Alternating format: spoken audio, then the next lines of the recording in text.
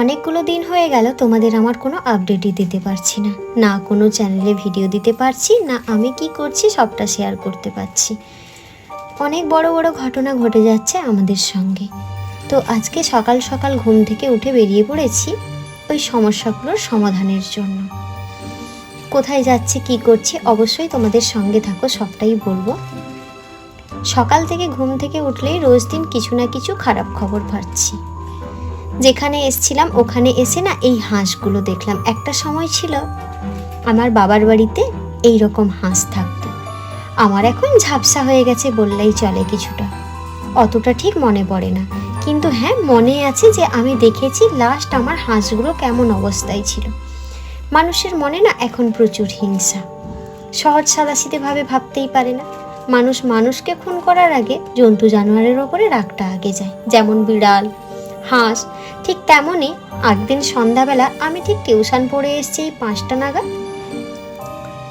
এরকমই হবে, ঝাপসা হতে পারে কিন্তু সন্ধ্যের মুখটা তো, তাই বললাম 5টা। তো ওই সময় এসে দেখি হাঁসগুলো আমাদের বাড়ি ফিরে এসছে। ওই গোটা 15 ছিল হাঁস, ঠিক এই রকম ঝাঁক।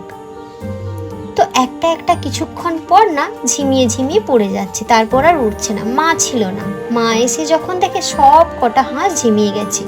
আমি ভেবেছি এমনি বসে আছে, অত তো মনে ছিল না, অত বুঝতামও না। তখনই আমার 6 বছর 7 বছর বয়স হবে বড় জোর। তো সামনের বাড়ির ধানের খেতে হাঁসগুলো নেমে পড়েছিল, একবারে নেমেছিল, বাড়িতে বলেছিল, ওই জন্য ওরা বিষ দিয়ে দিয়েছিল। তো ওই থেকে হাঁসগুলো আমাদের মারা গেছিল। এখানে এসে হাঁসগুলো দেখে সব কিছু মনে পড়ে গেল, তাই ভাবলাম তোমাদের সঙ্গে শেয়ার করি। এই দুটো কিন্তু রাজহাঁস ছিল, আমার যতদূর সম্ভব মনে হয়েছে। ছোট ছোট মনে হচ্ছে কিন্তু অতটা ছোট নয়, অনেক বড়। আসল কথায় আসি, অনেকগুলো দিন অনেকখানি চাপের ভেতর ছিলাম, কিছু না কিছু ঘটতেই আছে রোজ দিন, ভালোই লাগছিল না। এতটা সময় থাকলেও তখন আর ফোন নিয়ে ডেলি লাইফস্টাইল তোমাদের সঙ্গে শেয়ার করব, আপডেট দেবো, ওটা আর পারছিলাম না। এমন কিছু ভয়ঙ্কর ঘটনা ঘটছে যেখান থেকে সারা দিনের কাজকর্ম তো দূরের কথা, খাওয়া ঘুম সব কিছু উড়ে গেছে।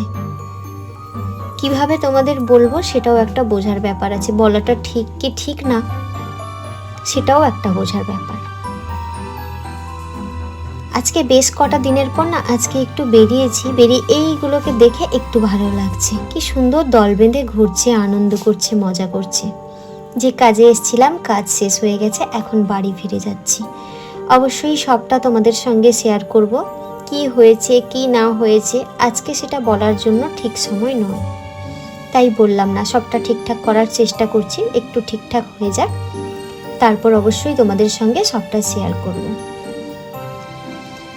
তো তোমাদেরকে সুপ্রভাতটাও বলা হয়নি। আমার সকালটা কিন্তু আজকে সকাল 5টা থেকেই শুরু হয়েছিল। মা ডুগ্গু দুজনকে সঙ্গে নিয়ে গেছিলাম, এখন বাড়ি ফিরে যাচ্ছি। আজকে খুব মেঘলা ওয়েদার, কিন্তু আবার টেম্পারেচার বেশ ভালোই ছিল। চলো টাটা, নেক্সট ব্লগে দেখা হচ্ছে।